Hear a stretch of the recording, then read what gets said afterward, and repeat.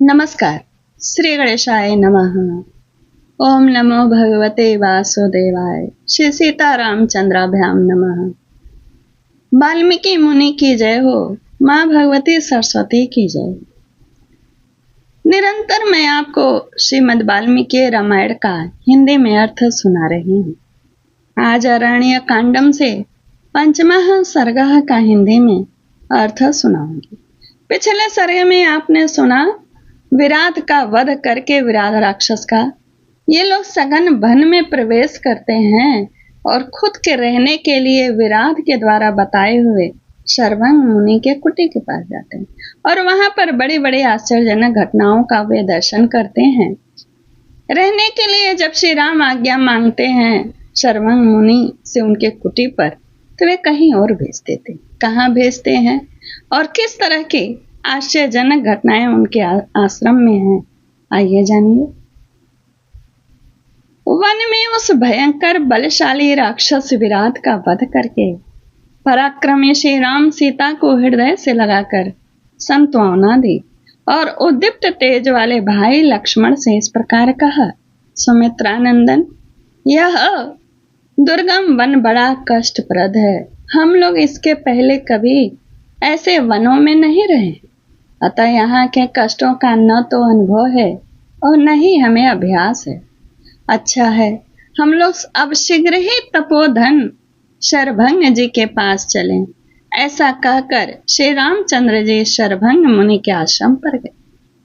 देवताओं के तुल्य प्रभावशाली तथा तपस्या से शुद्ध अंतःकरण वाले अथवा तप के द्वारा परब्रह्म परमात्मा का साक्षात्कार करने वाले शरभंग मुनि के समीप जाने पर श्री राम ने एक बड़ा अद्भुत दृश्य देखा। वहां उन्होंने आकाश में एक श्रेष्ठ रथ पर बैठे हुए देवताओं के स्वामी इंद्रदेव का दर्शन किया, जो पृथ्वी का स्पर्श नहीं कर रहे थे। उनकी अंग कांति सूर्य और अग्नि के समान प्रकाशित होती थी। वे अपने तेजस्वी शरीर से देदीप्यमान हो रहे थे। उनके पीछे और भी बहुत से देवता थे। उनके दीप्तमान आभूषण चमक रहे थे तथा उन्होंने निर्मल वस्त्र धारण कर रखा था। उन्हीं के समान वेशभूषा वाले दूसरे बहुत से महात्मा इंद्रदेव की पूजा यानी स्तुति प्रशंसा कर रहे थे। उनका रथ आकाश में खड़ा था और उसमें हरे रंग के घोड़े जुटे हुए थे। श्री राम ने निकट से उस रथ को देखा। वह नवोदित सूर्य के समान प्रकाशित होता था। उन्होंने यह भी देखा कि इंद्र के मस्तक के ऊपर श्वेत बादलों के समान उज्ज्वल तथा चंद्र मंडल के समान कांतिमान निर्मल छत्र तना हुआ है, जो विचित्र फूलों की मालाओं से सुशोभित है। श्री राम ने स्वर्ण में दंडे वाले दो श्रेष्ठ एवं बहुमूल्य चंवर और व्यंजन भी देखे, जिन्हें दो सुंदरियां लेकर देवराज के मस्तक पर हवा कर रही थी। उस समय बहुत से गंधर्व देवता सिद्ध और महर्षिगण उत्तम वचनों द्वारा अंतरिक्ष में विराजमान देवेंद्र की स्तुति करते थे। देवराज इंद्र शरभंग मुनि के साथ वार्तालाप कर रहे थे। वहां इस प्रकार शतक्रतु इंद्र का दर्शन करके श्री राम ने उनके अद्भुत रथ की ओर अंगुली से संकेत करते हुए उसे भाई को दिखाया और लक्ष्मण से इस प्रकार कहा, लक्ष्मण, आकाश में वह अद्भुत रथ तो देखो, उससे तेज की लपटें निकल रही हैं। वह सूर्य के समान तप रहा है।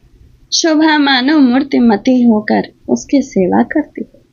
हम लोगों ने पहले देवराज इंद्र के जिन दिव्य घोड़ों के विषय में जैसा सुन रखा है, निश्चय ही आकाश में ये वैसे ही दिव्य अश्व विराजमान है। पुरुष सिंह, इस रथ के दोनों ओर जो ये हाथों में खड्ग लिए कुंडलधारी 100 युवक खड़े हैं, उनके वक्षः स्थल विशाल एवं विस्तृत हैं। भुजाएं परिघों के समान सुदृढ़ एवं बड़ी बड़ी हैं। ये सब के सब लाल वस्त्र धारण किए हुए हैं और व्याघ्रों के समान दुर्जय प्रतीत होते हैं। सुमित्रानंदन, इन सबके हृदय देशों में अग्नि के समान तेज से जगमगाते हुए हार शोभा पाते हैं। ये नवयुवक 25 वर्षों की अवस्था का रूप धारण करते हैं। कहते हैं देवताओं की सदा ऐसे ही अवस्था रहती है जैसे ये पुरुष प्रवर दिखाई देते हैं। इनका दर्शन कितना प्यारा लगता है। लक्ष्मण, जब तक कि मैं स्पष्ट रूप से यह बात न जान सकूं, पता न लगा लूं कि रथ पर बैठे हुए ये तेजस्वी पुरुष कौन हैं, तब तक तुम विदेह नंदिनी के साथ एक मुहूर्त तक यहीं ठहरो। इस प्रकार सुमित्रा कुमार को वहीं ठहरने का आदेश देकर श्री रामचंद्र जी टहलते हुए शरभंग मुनि के आश्रम पर गए।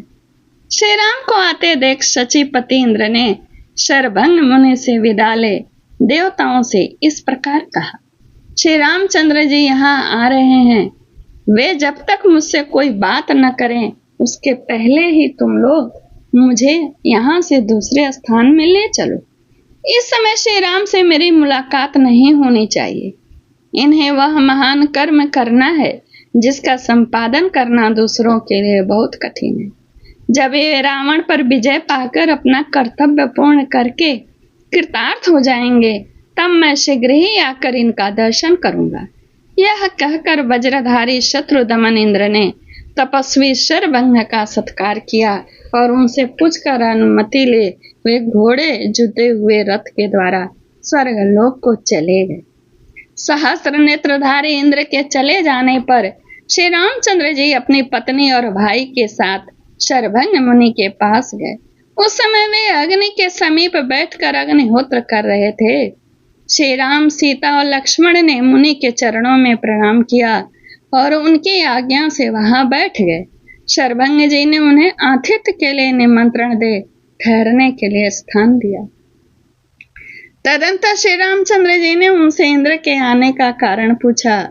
तब शरभंग मुनि ने श्री रघुनाथ जी से सब बातें निवेदन करते हुए कहा, श्री राम, ये वर देने वाले इंद्र मुझे ब्रह्मलोक में ले जाना चाहते हैं। मैंने अपनी उग्र तपस्या से उस लोक पर विजय पाई है। जिनकी इंद्रियां वश में नहीं हैं, उन पुरुषों के लिए वह अत्यंत दुर्लभ है।